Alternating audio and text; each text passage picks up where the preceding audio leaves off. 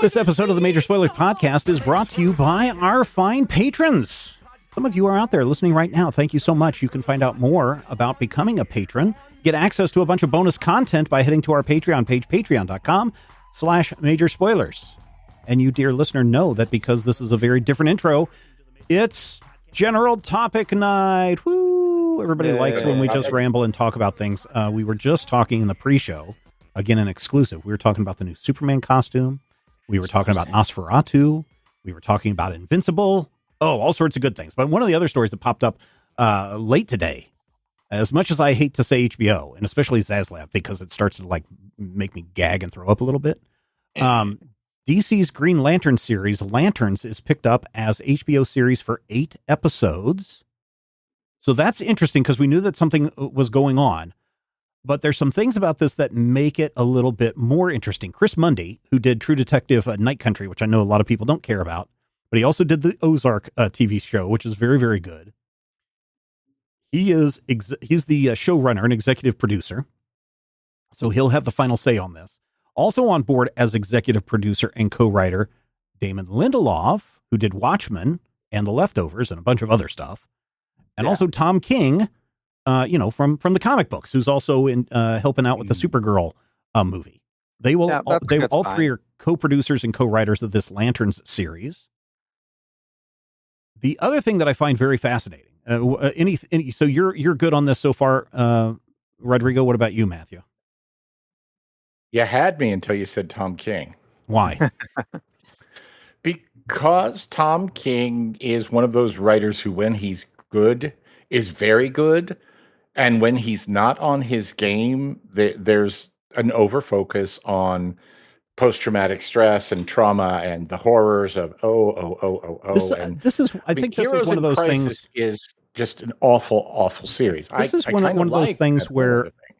of those things where I think people may overblow the Tom King situation a little bit. Yes, he's one of the screenwriters on Supergirl, but there's also James Gunn overseeing that.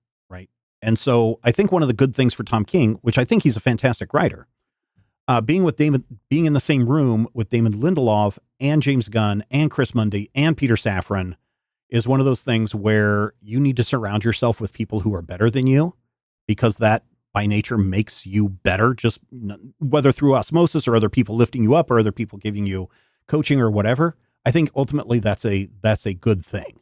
So the combo of Mundy, Lindelof, and King, I think, is fine for me.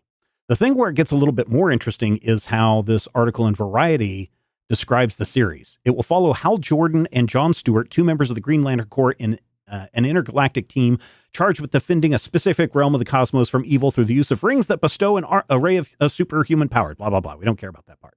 Per the logline, new recruit Stewart and Lantern legend Jordan are 2 intergalactic cops drawn into a dark, Earth-based mystery as they investigate a murder in the American heartland.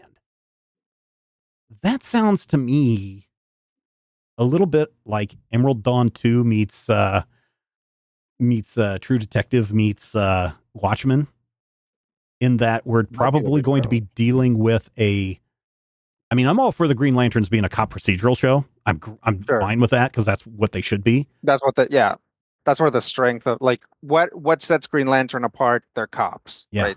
They're just straight up cops. So if you're gonna do Green Lantern, you got to do cops. Yeah, and I think making a procedural like this sounds cool too. Knowing Lindelof on Watchmen and having it being very concerned about the race, I wonder if that is part of this as well. I mean, I hope so. Especially if you're bringing in John Stewart, who's going to provide counter John to. And Hal together are a perfect team for that. Yeah, which is because that's what they did in Emerald Dawn 2, right? I mean, even though they were trapped in to some degree, trapped in what was it called, Myriad World or whatever the Mosaic World. Mosaic World, that's it. Yeah. A lot of that was John Stewart saying, "I'm not a boy, I'm a man," and the relationship between Stewart and Jordan in trying to define this. So I think that's kind of interesting. Especially when you look at, if they're gonna do that, and they're going to have, the thing where you have a Hal Jordan and you have a situation where that comes up, you've got to have somebody to help Hal Jordan approach, the question of, hey, I'm a lantern. I'm this big giant space legend. What does that mean on Earth? What does that mean that I'm also, a police officer in the year 2025 or whatever it's going to be? Yeah. Mm-hmm. And I feel like there's a lot of potential here, and I feel like there's a little tiny piece of my brain that goes, if they do this right, they could make all the worst people really mad, and I kind of want them to. I mean, Gunn already did that with Peacemaker, right? I mean, he took Yeah. what was his name, Red Hood or whatever the Terminator's character was called, the head dragon guy that was Peacemaker's father. White Dragon. Yeah, White Dragon. They really put a lot of that front and center, and certainly Watchmen did the same thing and made a lot of people angry because of what they were doing there. So yeah, I'm all for it. I'm looking forward to this. Hopefully, it will arrive in 2 years or so. I think it's 2026 is when it's supposed to hit on HBO. I might have to get a subscription back to Warner Brothers at that time if Zaslav is no longer there. If he's still there, I'm just going to have to wait until they release it, like I did with the most recent season of True Detective. Just wait until it's all out, then buy it through Apple. I mean, they have been kind of trying to over promise a Lantern series or a Green Lantern show for about 11 million years now. A long time, yeah. Hey, dear listeners, if you have some thoughts on this, oh wait, one more thing. Well, yeah, if you have thoughts on this, head over to our Major Spoilers Discord. You can find a link to the Discord in our show notes. It's completely free to join, and you can share your thoughts on this new Green Lantern series announcement and share your thoughts back and forth. I'm sure it's going to be a great discussion because there are awesome people over on the Major Spoilers Discord.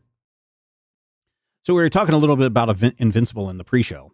If you could read an arc or a series all over again, not for the first time, but just read it again. If you could just read a complete run or a complete arc of something, what would it be? For me, I think the one that I've talked to Brad about this, and Brad is very keen on it as well. We both want to just read Dan Slott's run on Spider-Man all over again, just from the very first Dan Slott issue all the way to his last one, and just read through all the good and bad there. And it's probably because I just enjoyed, because I came into the Dan Slott run on Spider-Man late and then enjoyed it all the way till the end. So I'd like to read the entire thing. What about you guys? So the run is unchanged, but I'm reading it for the first time? Or? Nope. It says read an arc or a series all over again. Which would you want to do all over again? Not for the first time, just to do. Legion Volume 4, the 5 years later Legion, because it kicks off from a point where everybody's retired, everybody's shell-shocked, everybody's a Tom King character. But it takes 12 months to rebuild the stuff, and it very slowly and methodically brings us back to a point where, hey, this weird new galaxy still needs something. And then it goes off the rails, and then it goes even further off the rails, and then they destroy the whole Earth, and then the universe gets rebooted. I mean, you can't really up the stakes, and a lot of it is just god-awful. But if I were going to sit down, I feel like I'd like to just sit down and read it all together and kind of piece together, oh, there's a thing that I missed, or here's something in issue 22 that they've been hinting at since issue 1, because they've been building and throwing all these seeds in, and they have this huge giant mythology that they're not actually sharing with us at all. Some of the stuff that's in the backstory of that never actually makes it onto the page. Mm-hmm. So, it's great stuff, but it's also a great example of how being a fan of something doesn't necessarily lead to the best material. But God, it's just invasive. You'll just sit there and be like, I'm infected with the Legion. What about you, Rodrigo? Probably the first 2 volumes of the Brubaker Fraction Aja Immortal Iron Fist. Oh, okay. Oh. Yeah. That was fun. That's the 7 7 capital cities of heaven. Capital cities of heaven. with Fat Cobra. Yeah. Yep. I was expecting you to either say Hellboy or Resident Alien. I probably would be glad to revisit Resident Alien at some point, but I'm gonna wait for all the buzz to die down around the, I'm sure very good, Resident Alien show. Yeah. All right. Some questions from a couple of our listeners. Cosmo Memory says, talking about how much stock movies should take in appealing to the diehard fans and whether you think adding a million references to the lore makes for a richer experience or might not make for an interesting topic. So how much should creators, when they're making a movie or a TV show, I don't know if this is in relation to Star Wars or not, the Acolyte especially, how much stock should the producers take in appealing to the diehard fans, and whether you think adding a million references to the lore makes for a richer experience or not? For a certain subset of fandom to which I belong, as long as that kind of fan service isn't intrusive, it's great. The Doctor Who season 40, it is not season 1, it is season 40 finale, aired like 4 days ago as of this recording. And there's a sequence where they're like, oh, it's a memory of a TARDIS. And they go inside. Every single surface, everywhere you look, everything is a reference. If you get it, it's fine. If you don't get it, it doesn't matter because it's not plot driven. So you have a moment where an old companion from 1987 steps into the ship, and she's with the new doctor, Nishutigawa, and he's doing his thing. And she walks over and she finds her doctor's hideous plaid coat. And while the universe is about to end and everything is terrible and the doctor is trying to save the world, Melanie is just standing there and she touches the coat and she strokes her old friend's coat for like 5 seconds. It's nothing. You know, if you don't know, you don't care. You look at that and go, oh, that's the coat. I remember that coat. But if you actually watched Melanie's episodes in, 1980, blah, blah, blah, blah, blah, you'll know that was her first doctor. That was her friend. That was her guy. And he died and changed into something else. And it freaked her out. And now 40 years later, here she is going at it again with somebody else. But she's aware that her friend is still in there. And I'm like, that to me was like, that's the best part of the episode right there. Rodrigo, what about you? I mostly agree with what Matthew says. I think that unobtrusiveness is important. Mm-hmm. I think you can. The thing about it is like a lot of this nerd stuff that like really trades in nostalgia.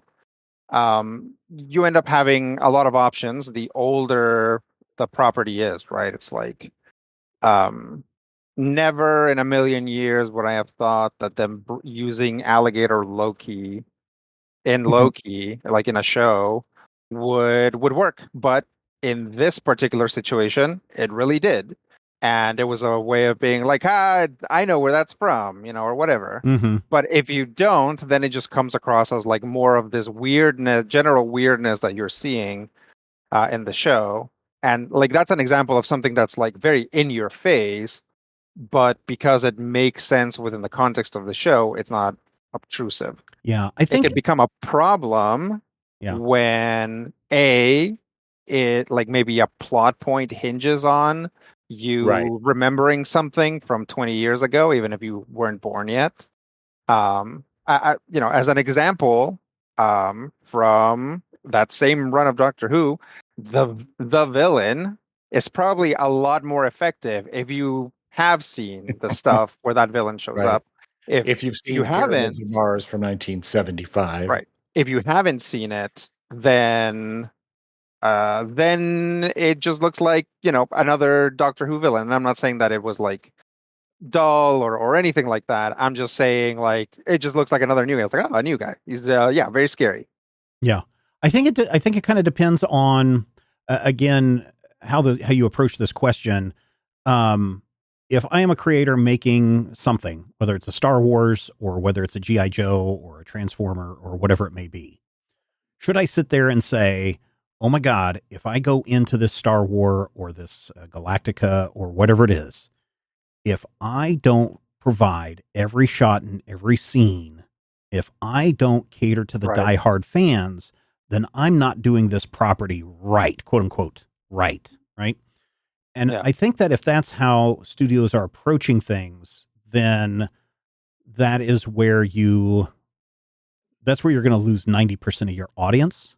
Mm. Because fortunately or unfortunately, when we talk about diehard fans, you're talking about a subset of that fandom, right?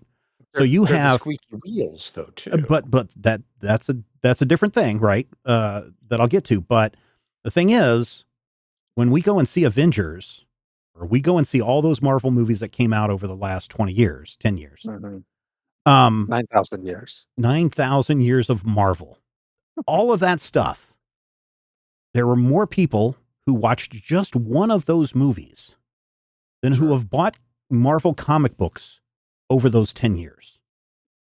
Right? And so your audience for this content, whether it be a Superman, whether it be a Green Lantern, whatever it may be, the audience is so much larger than the subset of the subset. And the subset of the subset, Matthew, are the people that are the squeaky wheels. And unfortunately, the squeaky wheels are the ones that think that, well, I've been a fan of fill in the blank, Hellboy, since it first appeared in the pages of this short story collection that Dark Horse put out in 1990 something. And therefore, I am the one who is the expert, and all the people who follow me are the experts on this topic. And if they don't include a scene where Hellboy is drinking with his friends in Mexico, then by God, this Hellboy movie has failed. Well, the other 90 million people who are going to go see this movie don't even know about Hellboy in Mexico. They don't care about Hellboy. They've only ever seen the Hellboys that have been movies, right? It's like people, if anybody remembers Hellboy, it's from the movies. Yeah. Or if they've never heard of it, I'm even going back to the first movie. If you've never heard of Hellboy before, you are a much larger set than the people that are in that squeaky wheel category. And so when you're creating, you have to, as a writer, you have to do your job that the studio wants. You have to do your job as what your producer wants, and you have to do a job that you want, right? So those are the three people that you are really, or three entities that you're really answering to when you're writing that script or when you're producing the script. You know, if you're a director, certainly you have to be true to your studio, to yourself, and then to the audience, making sure that you're delivering to the audience. But nothing in that says that you have to deliver for the diehard fans, because if you do, you're going to get caught up in minutia, and that's like walking through a minefield. If you are too worried about satisfying the diehard fans, the diehardiest of diehard fans, that's like being the person that is supposed to sweep the field for mines. One of these times you are going to misstep and you're going to blow up. So you got to satisfy the people who are going to, the mass audience. You can't satisfy the 1% that wants to be vocal about something. See, and I don't agree with your numbers, but I also feel like maybe that's kind of overstating it, because if you look at, like, say, Hellboy, those Hellboy movies, the two of them have basically been the same film, from my perspective. And if you look at what is this movie? What is it based on? What is it going to be? No, you don't have to stay exactly true to Mignola's canon. That's what I'm saying. There's also the question of, if you don't, why are you calling it Hellboy? And that's, I would say so if we're just looking at Hellboy as an example, I would say that movie stayed pretty true to what Hellboy is. I would say actually all three of the movies have stayed true to stories that have appeared in the Hellboy comics. But what I'm saying is, you're going in and you're like, oh, in the comic book, Hellboy carried the corpse on his right side of his back and it was talking into his right ear, and you, the director, put it in the left ear. You're obviously a failure and you don't know your Hellboy. Epic fail. Everybody who follows me, downvote this movie on whatever, meters that are out there, because these people don't know what the hell they're doing. That's the problem that we're seeing in trying to appeal to diehard fans. There's no appealing to diehard fans. I mean, there's appealing to diehard fans that are watching stuff in good faith, right? There's appealing to Matthew, who somehow has partitioned his brain to be a diehard fan of like tons of stuff. Like he just loves it and he remembers tons of stuff about it, right? And people can be like, "Hey, Matthew, here's this," and it's a news story, but there's stuff in it that he likes. Again, as long as you're coming in it in good faith, like it's part of the like it's like the craft of adaptation. Uh, Book title, copyright Rodrigo Lopez. The craft of adaptation is something that we're seeing on display over and over and over again in this age of like constant remakes and adaptations and retreads and whatever, right? For example, and this is interesting because Matthew didn't like it, the Fallout series was hugely successful because it told a new story, but was at like absolutely like almost too precious about recreating every possible piece of furniture or knickknacks or whatever that you might interact with when the collisions are off in your Fallout game and they're flying all around the room. It's like, oh, I've seen that lunchbox explode, right? So there's something like that where they do it successfully. And then you can have anything on that spectrum, right? You can have the stuff that they were doing in the 90s where they were like, we're going to make a movie about Steel. It's going to have nothing to do with Superman. It's going to have nothing to do with anything Steel has ever done. Steel's going to run around in a motorcycle or just like jog. And it's like, right, it's like, it's so different that it might as well not be Steel. Yeah, no, that's a completely different. That's just a poor adaptation. What I'm talking about is the people who are expecting 5 buttons on a shirt because that's the way it's always been in the comic books, but in the movies they put 4 buttons on. Oh my God, it's horrible. Because that's exactly what's happening with Acolyte right now. Is that there are some people that are so worked up over nothing, literally nothing, that they are trying to ruin any joy whatsoever that people can have with the Acolyte. And I guarantee you, there are so many more people that are enjoying the Acolyte for what it is, a story set in the Star Wars universe. And yes, there are things like, ooh, look at all the lightsabers, and ooh, look at that creepy guy. And, oh yeah, remember the Chewbacca's were also part of the Jedi, blah, blah, blah. All this stuff. And people are fine with that. But because you have one person's age wrong, suddenly the quote unquote diehard fans, sometimes I use the subset of the subset and say diehard, and I really mean the toxic community. Yeah. Are the ones who are literally ruining it for everyone else. So my answer is, if you're going in and you're doing a Star Wars, make sure it's a Star Wars. Can it be a Star Wars Western? Sure, it can be a Star Wars Western. We call it The Mandalorian. Can it be a Star Wars True Detective series? Yes, it can be. It's called The Acolyte. Can it be a high fantasy series where you have to rescue the princess? Yes, it's called, A New Hope or Star Wars. It's called Star Wars. Yeah. But it's okay if you're using a different protocol droid than what you remember reading in a comic book from 1976. It's okay. The thing is, though, again, the question is, do you try to appeal to the toxic fans, right? Mm-hmm. And that's a trap. Yeah, it's a trap. Yeah, no, you don't. Because so there's a difference between the people that have been reading Star Wars and expanded universe stuff since Star Wars was first a thing.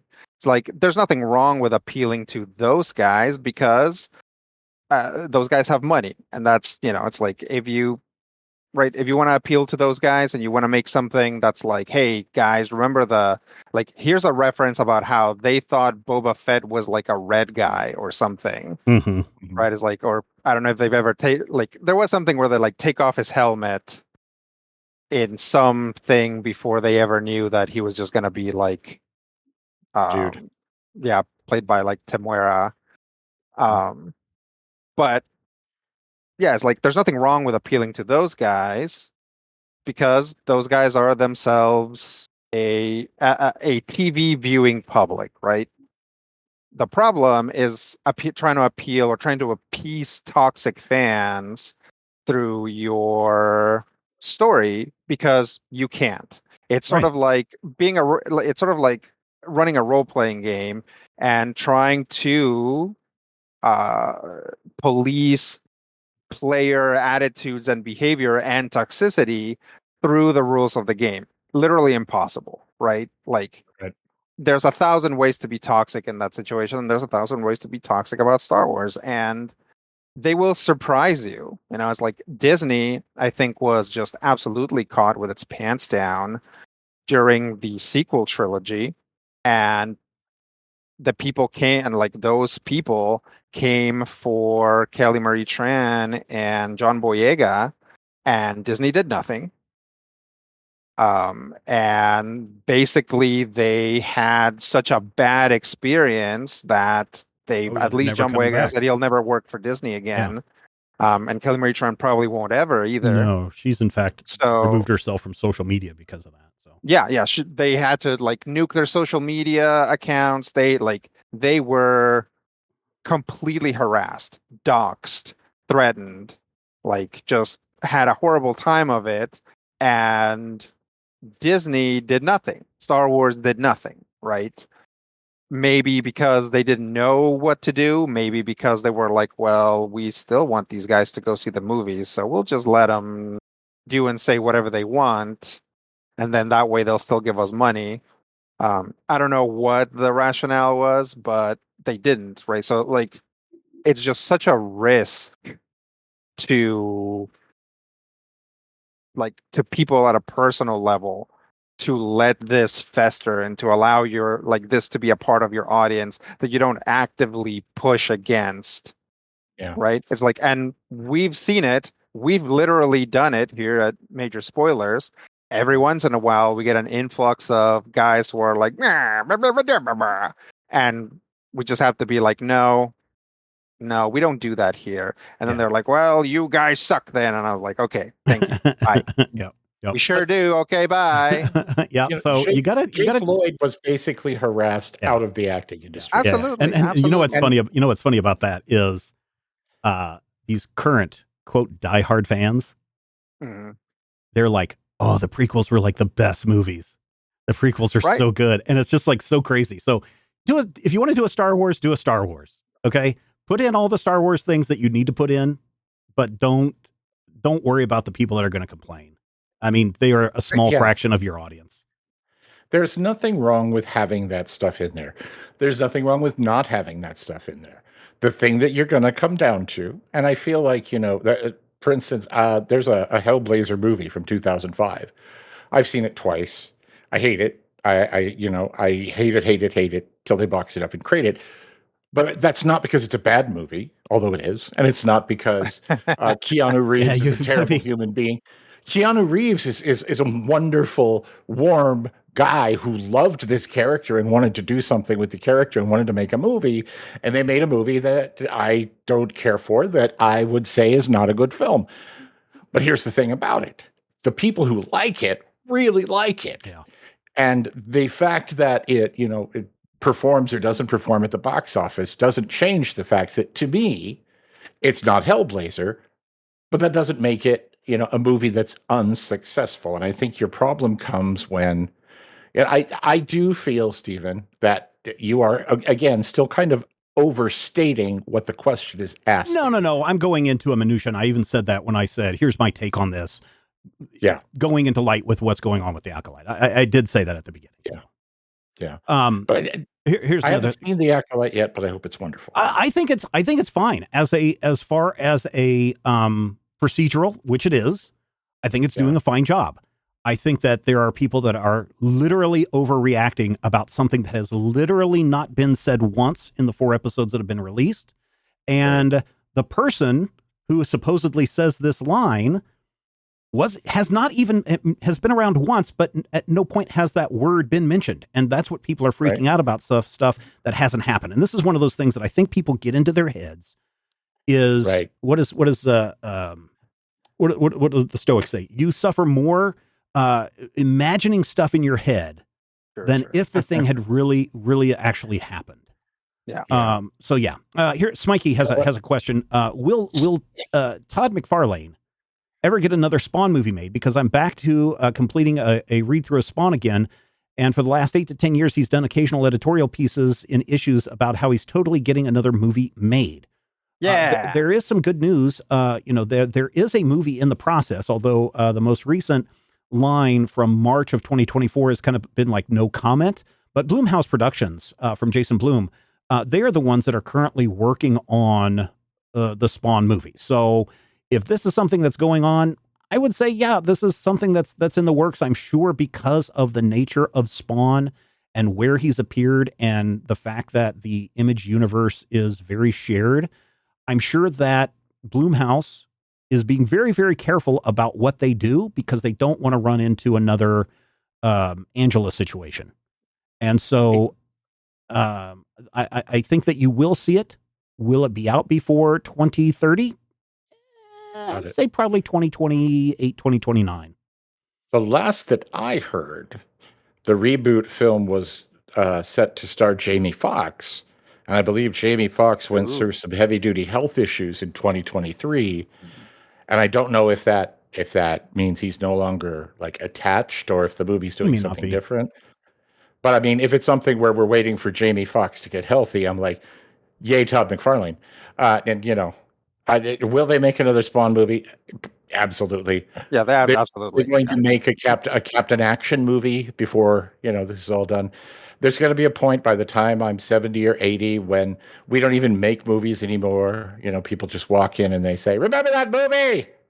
Give me $20," and that's going to be your experience in the theater. But it's going to be fine. On the subject of movies, I've recently heard that Blade lost a director. Any idea what might that spell for the film? This is a story that we reported. This was last week, where director Jan Demange, I don't know how you say the person's last name. That's how I'm going to say it. If it's wrong, I apologize. Has stepped away from the project. This is the second director to step away. This is the Mahershala Ali Blade. And I know that Ali has come out and said that he's really ready to go, but they keep either losing writers and things need to be rewritten from the ground up, or directors step away. Started. Yeah, they haven't started. They haven't shooting. started. Yeah. As far as Marvel's slate, they have not removed it from the slate. It is still on its November 7th, 2025 release date, but I'm going to have a feeling that is not going to happen. So the question is, who's the director that should be directing the new Blade movie, Rodrigo? Oh man, who should direct the new Blade movie? They should really just go all the way back and get I'm blanking his name. Oh, the first director of the Blade movie? No, they should actually go all the way back and get Edgar Wright to do it. That would be interesting. I guess it depends to make up for Ant-Man. They should give it to Edgar Wright. I guess that would depend on what take are they doing on this. If they're going for a hard R horror movie, maybe that's not the right place. I think Mike Flanagan would probably be an interesting take on Blade. I was talking with Scott Johnson and Brian Ibbott this week, and they thought Nope and Get Out director Jordan Peele would be very good for it.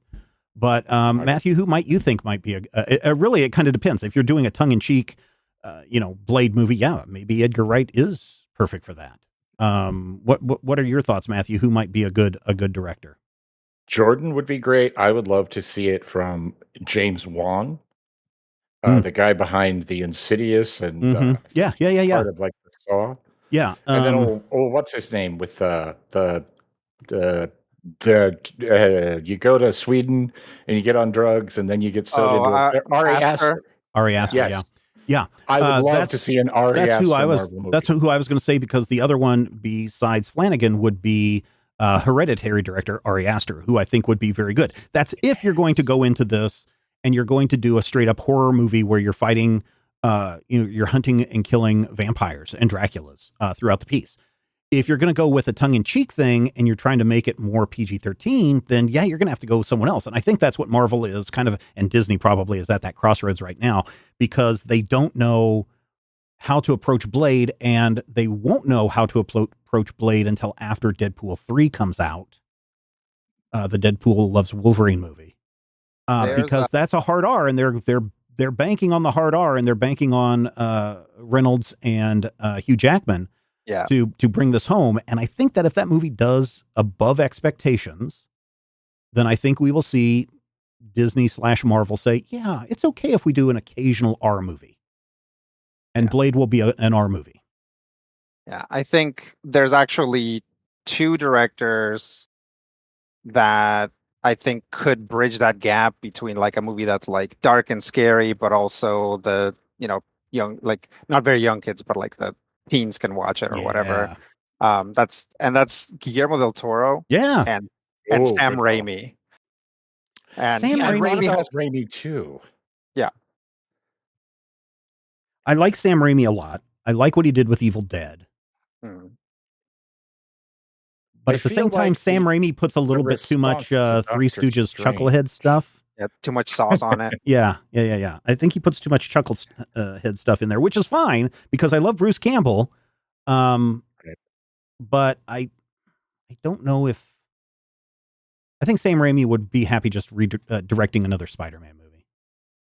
Possibly. Yeah. But, Del Toro is an option in the sense that they might be able to afford him. Because I think nowadays Del Toro's down to like directing only exactly what he wants to direct. Mm-hmm. Yeah. Raimi did Doctor Strange in the Multiverse, and that... Oh, that's right. He did. Yeah, that did not really go over well. But honestly, Raimi made a perfect Blade movie in 1999. It's called Darkman. And so I don't know if that's a good Blade movie, but it is a good an excellent Blade movie. Here's what you do. You tell the AI to rebuild that movie with Mahershala Ali you're not going to do that. Over Liam Neeson. It'll be a perfect Blade. Rodrigo, you've watched Cabinet of Curiosities, right? Yeah. There is an episode that is my favorite episode of the piece where it's a period piece, 1979. And played by Peter Weller, this crazy guy invites these 4 people, musician, all these people to go and see this strange egg from outer space. And it's just nothing but a trippy dialogue-driven piece. But that was directed by Panos Cosmatos as an Italian-Canadian film director.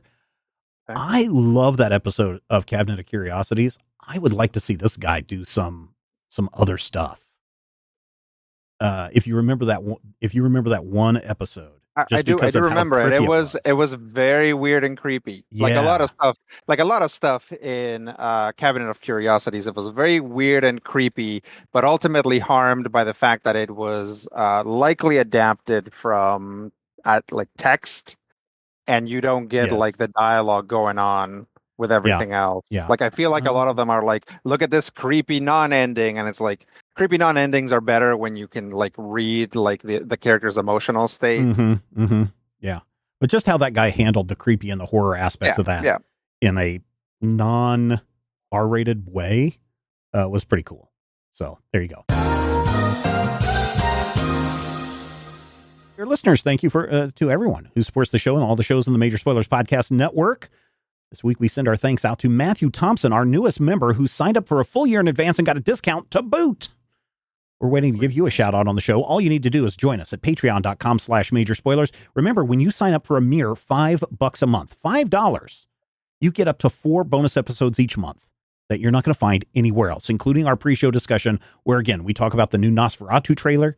We talk about the new Superman cape, all sorts of stuff.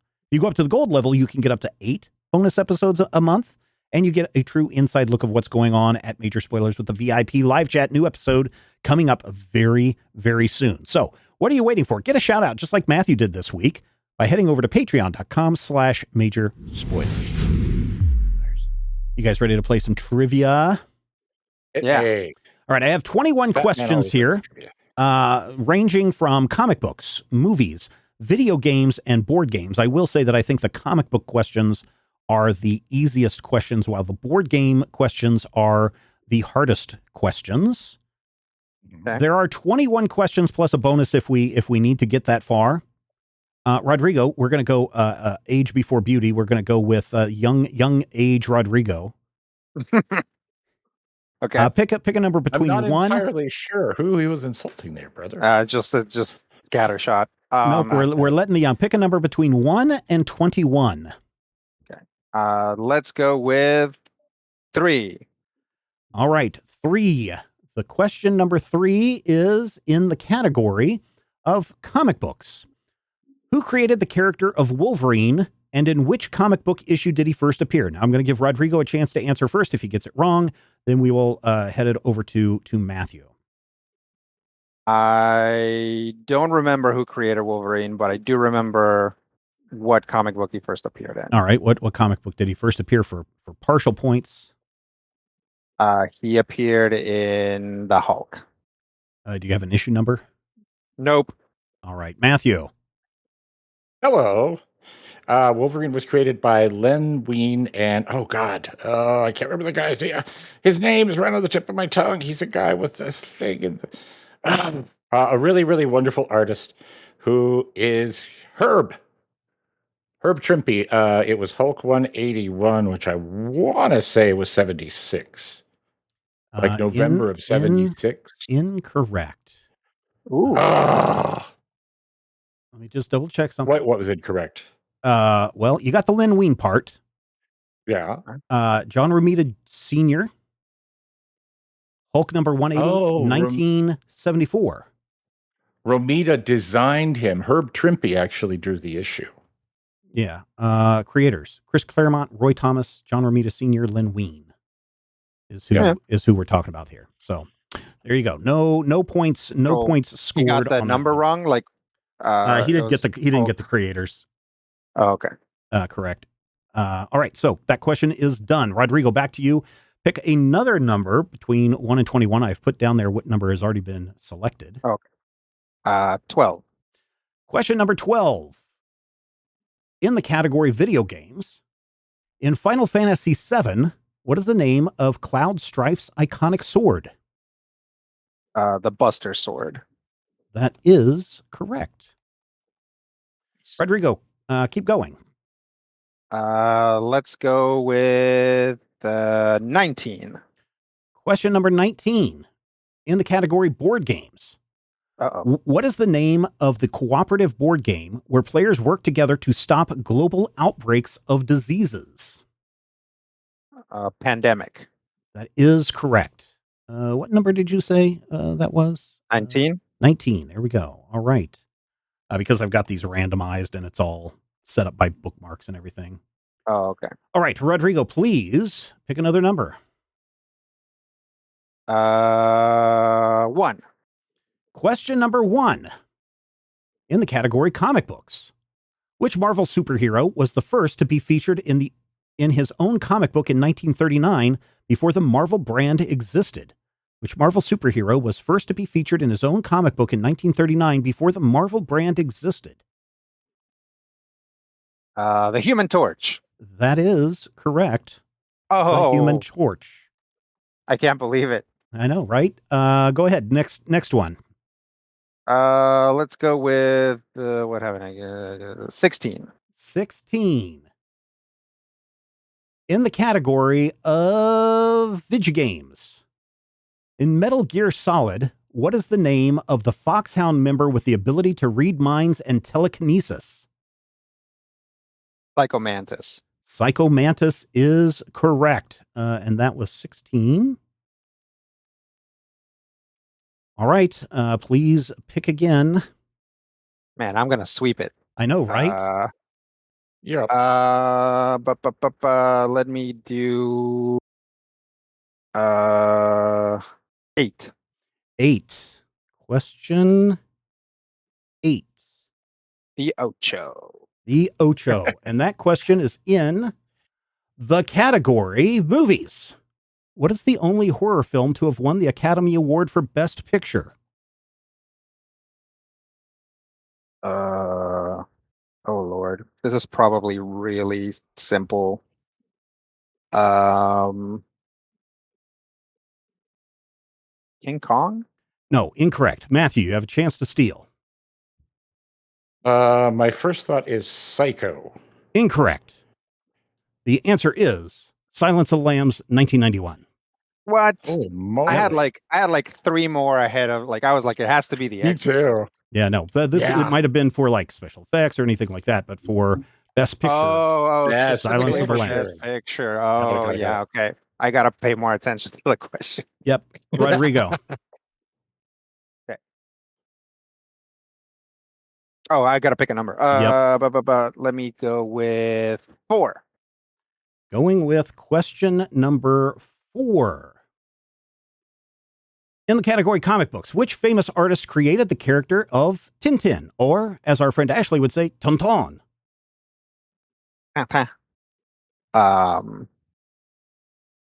Oh no. Do I not remember? Or what was it? Uderzo? Incorrect. Matthew, you have a chance to steal. Yeah, that's Asterix. Yeah, hair gay. I don't remember his real name, but Georges Remy. Je suis. All right, Matthew, your chance. Pick a number. Does it have to be not a number that's already been picketed? That is correct. 5. Question number 5. In the category of, are we still in comic books? Category of comic books. What is the name of the character who was the first to utter the word mutant in Marvel Comics, and in which issue did it appear? Wow. I'm going to go with the obvious and be wrong. I'm going to say Professor Charles Xavier in X-Men #1, 1963. No, the answer appears to be Namor the Submariner in X-Men #6, 1964. Matthew, pick again. 11. 11. In the category of video games. Hmm? In which year was the first Legend of Zelda game released? 1983.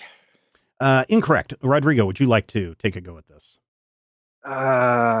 85? Incorrect. This is something we talked about in the pre-show. Yeah. 1986. Same year that Cosmic Boy traveled back to encounter the events of the crisis. Matthew, pick another number. Oh, yeah. I guess if you wondered if I was listening. Between 1 and 21, not using the numbers that we've already been picked, 3. We've already picked 3. 4. We've already done 4. 12. We've already done 12. Please look at the numbers and pick a number between 1 and 21. That has not been used. Where am I seeing the numbers? Down below. In the show notes. Yeah. I apologize. I do not have the show notes up.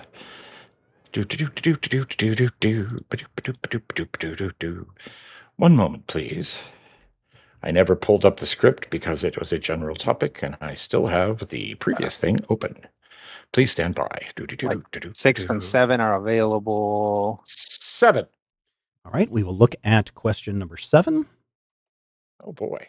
And the category is movies. In which movie did James Dean star? That was released posthumously in 1956? Giant.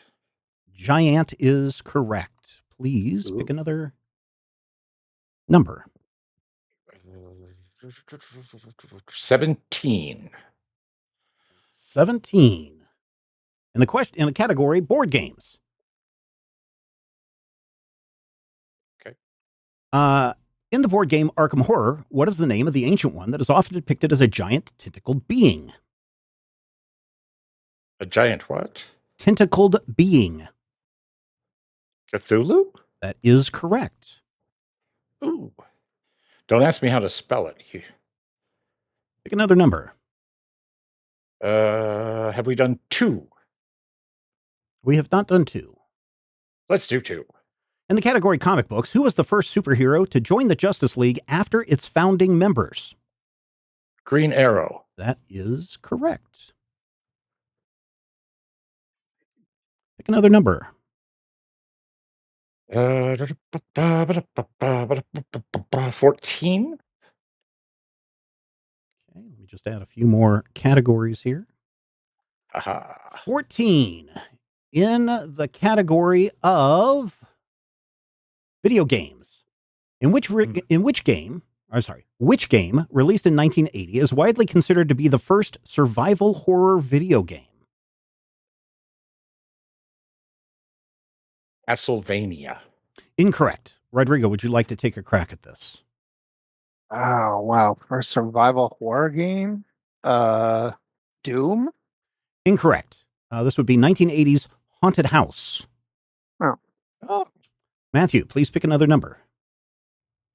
6. 6 in the category of movies. Ooh, I like What is the highest grossing R-rated film of all time as of 2023? What's the highest grossing R-rated film of all time as of 2023? Well, wait, has it changed since then? Might have. Could have, yeah. Oh Considering God, I that it's don't even 2024 and Deadpool and Wolverine have not been released yet. Yeah. Yes. I don't. The Exorcist. Incorrect. Rodrigo, would you like to steal?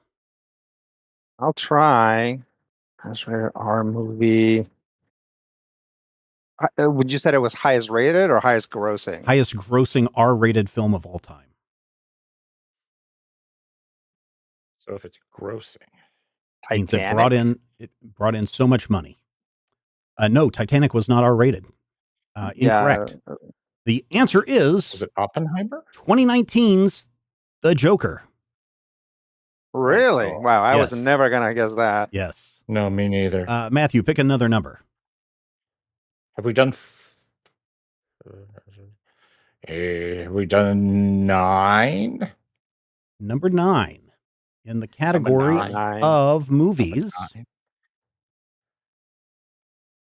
Number 9. Which actor turned down the role of Neo in The Matrix before Keanu Reeves was cast? Leonardo DiCaprio. Incorrect. Rodrigo, would you like to steal? Yes. Will Smith. Correct. Back on the saddle. Back on the saddle. Let me add, I need to add some more Miami. lines Oh. in the...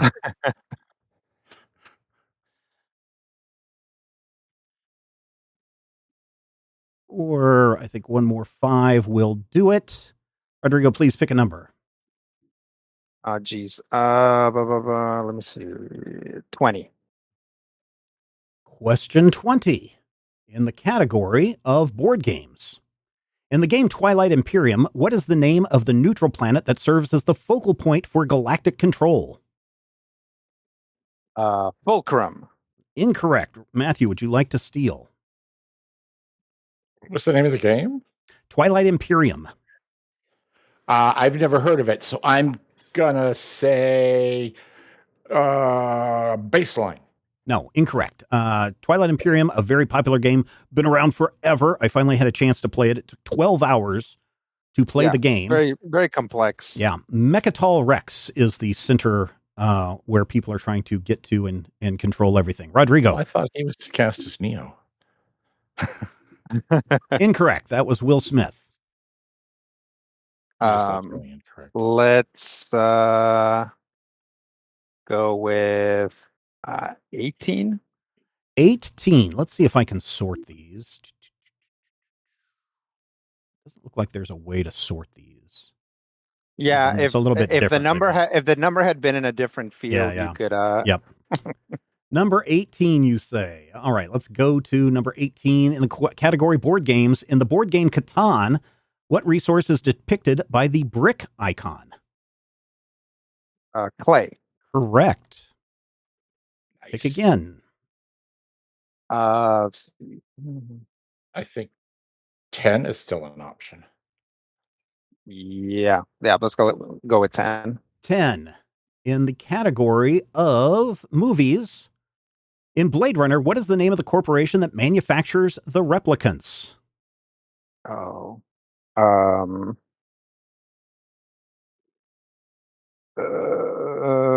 Yo-Yo-Dine. Incorrect. Matthew, would you like to steal? Tyrell? Tyrell Corporation is correct. Pick a number, Matthew. I should have remembered because it's Pride. Right. and they've been rolling out those this is what companies who are like, oh, pride seem like, and they have like Wayland Yutani and like Tyrell and all of these like horrendous companies from fiction. 13. 13. In the category video games. Mm. In Dark Souls, what is the name of the primordial serpent who seeks to bring about the Age of Darkness?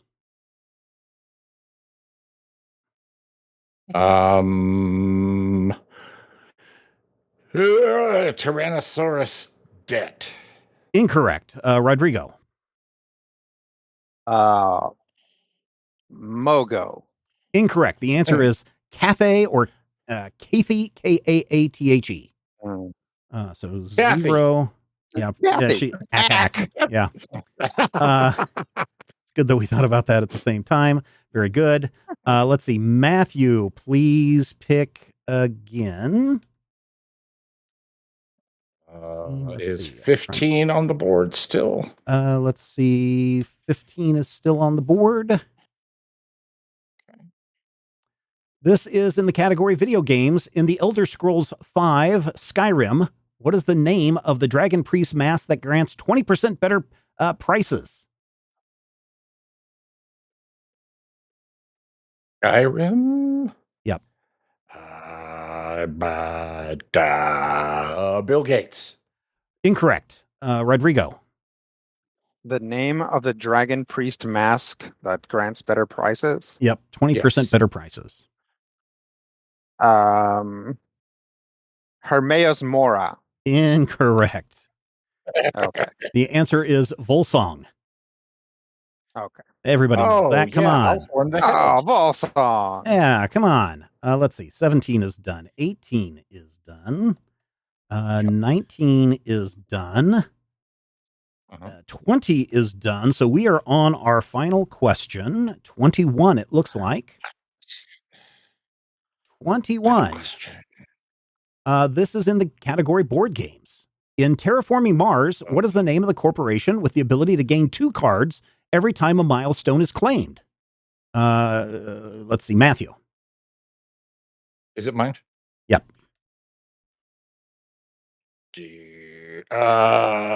Wayland Yutani. Incorrect. Rodrigo. Mars Volta. Incorrect. The answer is Tharsis Republic. And those are all the questions. 1, 2, 3, 4, 5, 6 to Matthew's 1, 2, 3, 4, 5. So Rodrigo comes out the winner in this round's trivia game. Barely. Here's a bonus question, though, just because it's there. In Buffy the Vampire Slayer, this is television, so it's in none of those categories. What is the name of the ancient demon that Buffy defeats at the end of the 3rd season?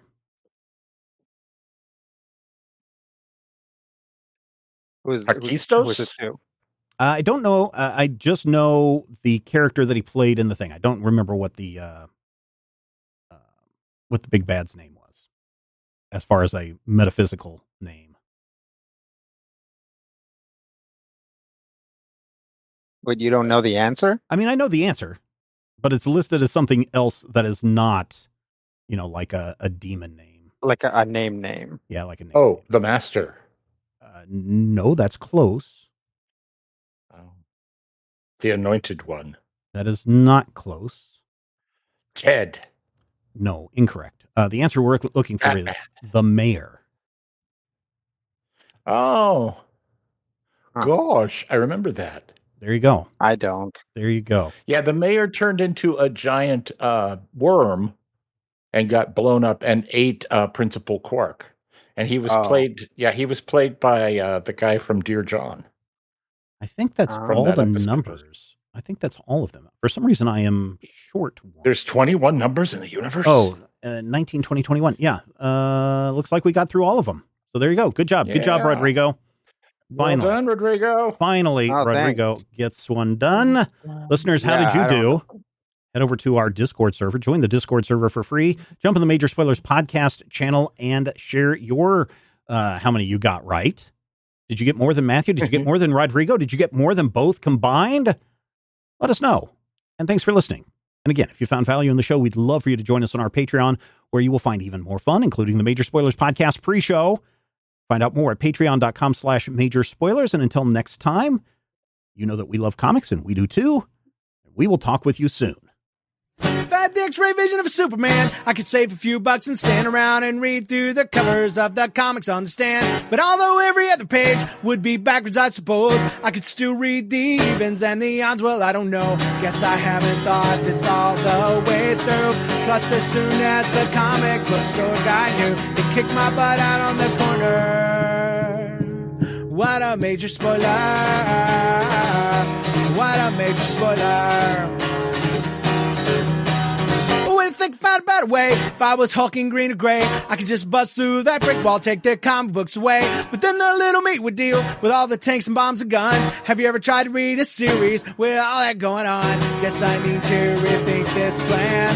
How would I back and board my comics with such huge hands? Guess I already told ya. What a major spoiler.